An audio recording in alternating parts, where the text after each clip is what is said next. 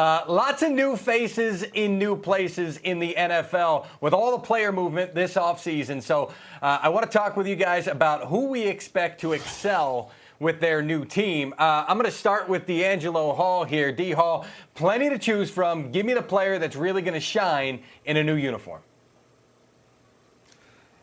And let me throw this disclaimer out, because by shine, I don't necessarily mean this guy's going to go out and just dominate every single body he goes against. But I think his football team will, and he will be a big part of that reason. So I'm going with Julio Jones, the new member of the Tennessee Titans. And, you know, when I think about the way Tennessee plays football, they want to be smash mouth. They want to try to get those numbers and pound Derrick Henry at you, then take those shots downfield with A.J. Brown.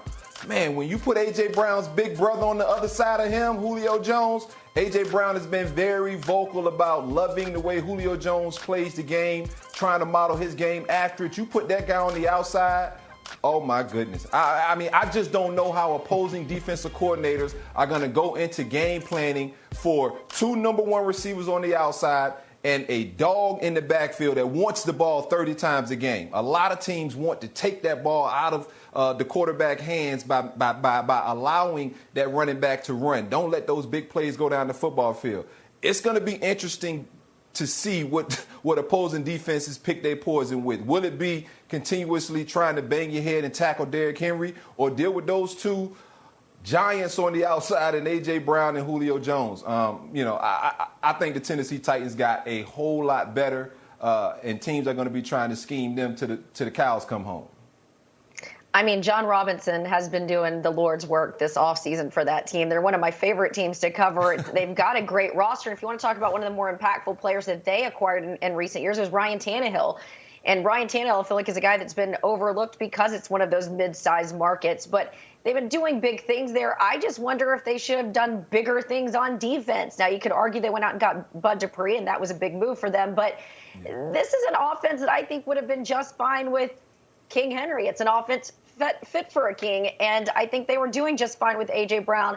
We'll see if they have too many mouths to feed as a result of Julio Jones getting added to this team. Now, DeAngelo, I want to jump off what you said earlier. Matthew Stafford and the Rams. I think that was a big addition by both Les Snead and, of course, Sean McVay, going out and getting a guy that can not only read but manipulate coverages. I think that's big. And if you kind of listen to McVay read between the lines, that's what he was looking for with this offense. And then they're bringing back their wide receiver duo, their tackling duo, their starting tight end. All of them have been to the Super Bowl with McVay, and they've been to 6 playoff games.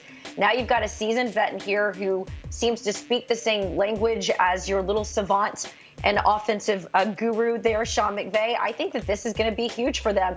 So that might ask you, again, why I didn't pick them to be the team to beat in the NFC. We'll see. Maybe I am now reevaluating it as I make that call, because, of course, I picked the Cowboys. But I do think they're going to be a team to watch because, as Cynthia pointed out, they've got the defense. They're returning all these players on offense, and now you plug and play with Matthew Stafford. Let's see how creative and fun this team can be. No, listen, at least from a fantasy standpoint, see, what's great about this chat is it started with DeAngelo saying, no, I'm going to throw the disclaimer. We're not talking fantasy points and yards here. We're talking about what coaches like to call hidden yards with Julio Jones' impact with the Tennessee Titans. DeAngelo says, no fantasy, this is reality. Jane, I think Matthew Stafford's production with the Detroit Lions speaks for itself, and I think it's going to continue, if not ascend, with the Los Angeles Rams. I think you are 100% on the mark with that one. Cynthia, you are up now. Okay, well, as a Detroit fan, I maybe not a Detroit fan anymore because of the Stafford departure. I love that. But someone who left the Rams, John Johnson, he's a huge add for the Cleveland Browns. And I'm not just trying to kiss up to D. Hall here, picking a defensive back, but ultimately, when I look to see what was missing from this team that got a ton better this season, this past season, and this offseason, it was the defense. It was really stopping those deep threats. And John Johnson was a key in this Rams defense that, because Jalen Ramsey's such a big name and, of course, Aaron Donald up front, John Johnson has a big impact. He's going to be missed. And the Cleveland Browns, they got a good one. So this is going to be a situation where they could take them up over the edge, maybe winning deeper into January, maybe winning that division. It's really up for grabs between them and the Ravens, and great offseason moves like John Johnson are the reason why they could have just kind of leapfrogged the Ravens. one of the things the Browns wanted to do with their secondary was get versatility, get guys that can do a little bit of everything, and John Johnson can do a little bit of everything. That was a big deal at $33 million plus over 3 years. Might actually wind up being a bargain because the safety number is going to continue to climb, and they got great value. So I'm on board with Cynthia's pick as well. As for me, I'm looking at Ryan Fitzpatrick in the NFCs. Now, I know that Ron Rivera is not declaring a starting quarterback yet. Because Sure. guess what? I'm winking. I know what's going on. It's going to be Ryan Fitzpatrick because last year they wanted to have an open quarterback competition, and they didn't get a chance to have an open quarterback competition. So they're trying to make up for lost time in that department, but it's going to wind up being Ryan Fitzpatrick. And really, Taylor Heineke, when he showed up last year, it was after Alex Smith had come on, and really the ball started to come out and go where it needed to go. With Dwayne Haskins, it didn't always come out that way. They would design plays and it would be open and he would just inexplicably look elsewhere after they talked all week long about where they wanted the football to go. Well, Alex Smith started to put it in the right place, and so did Taylor Heineke. You know that Ryan Fitzpatrick is going to do that as well for this Washington football team offense. I think that's going to be a big key. We're finally going to see what Scott Turner and that offensive coaching staff wants to do from a scheme standpoint and wants to do consistently with the same quarterback under center, D'Angelo.